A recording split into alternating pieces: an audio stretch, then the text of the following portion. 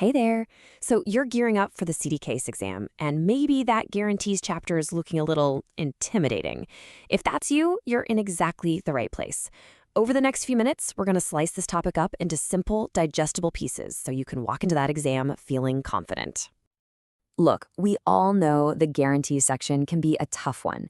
It's full of tricky terms and distinctions that are just made for exam questions. But honestly, don't sweat it. Just think of this as a study session where we'll go through all the must-know concepts together. So here's our roadmap. We're going to start with the absolute basics. What even is a guarantee? Then we'll look at two main types you have to know. From there, we'll dive into the game-changing idea of independent guarantees, get really specific with demand guarantees, and then, the best part, we'll see how it all works with a couple of real-world case studies. Let's get into it. Okay, first things first. Before we get lost in the details, let's zoom out. What are we actually talking about here? What's the whole point of a guarantee in the first place? When you strip it all down, it's really just a promise. That's it. It's a third party, usually a bank, that steps into a deal and says, look, if this person doesn't pay up or do what they promised, I've got your back. I'll cover it. The entire goal is just to take risk off the table.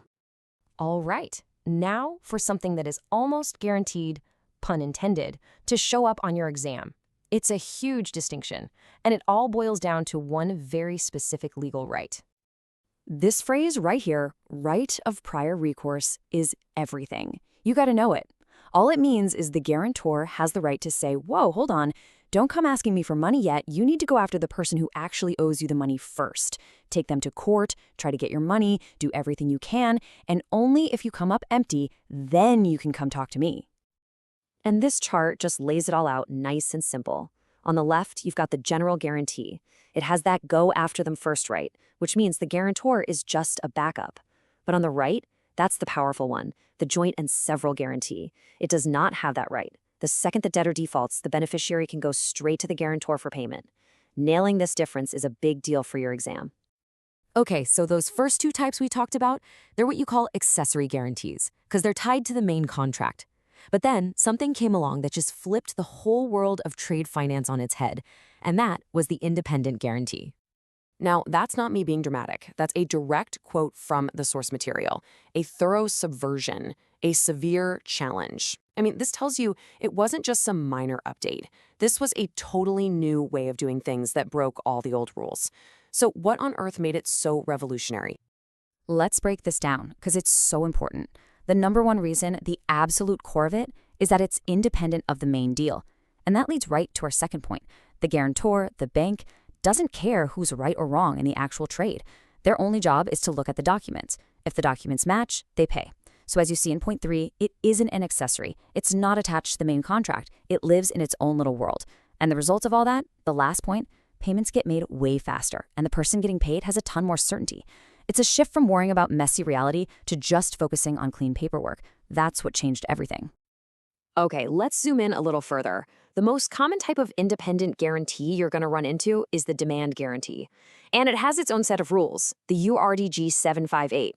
For your exam, you absolutely have to be familiar with these rules.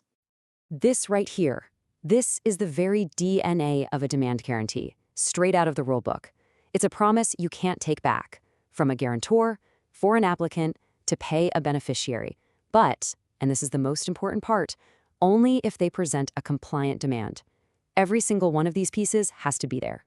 So really, it all comes down to this simple idea: pay on demand.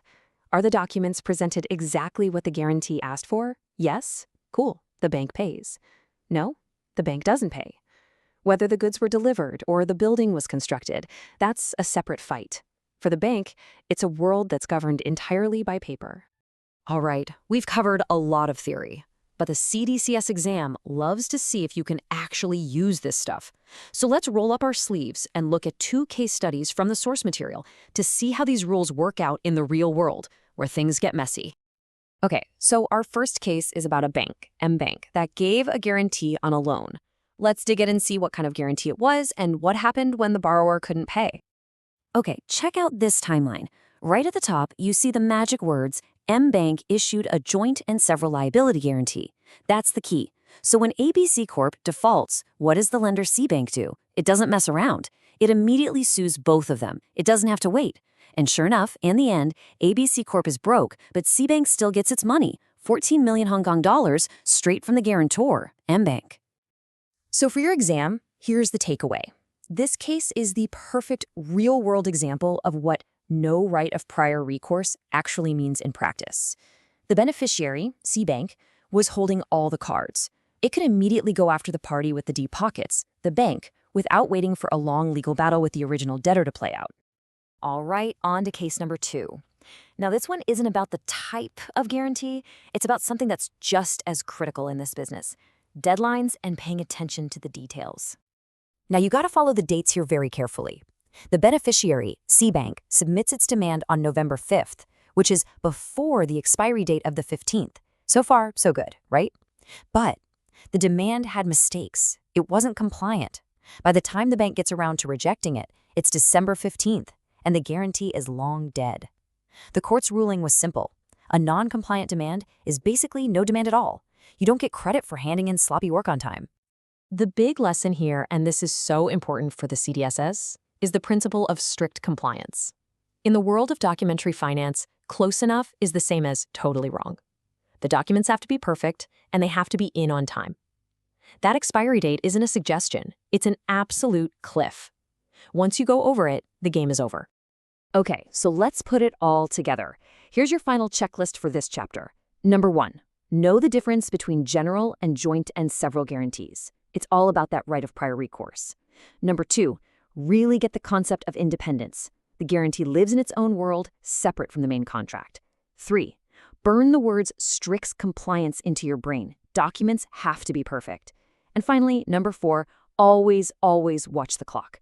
Those expiry dates are final. And I'll just leave you with this to think about.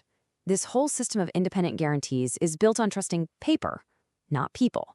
And in our complex world of global trade, that speed and certainty is a huge strength. But I wonder, does completely disconnecting from the reality of performance ever become a weakness?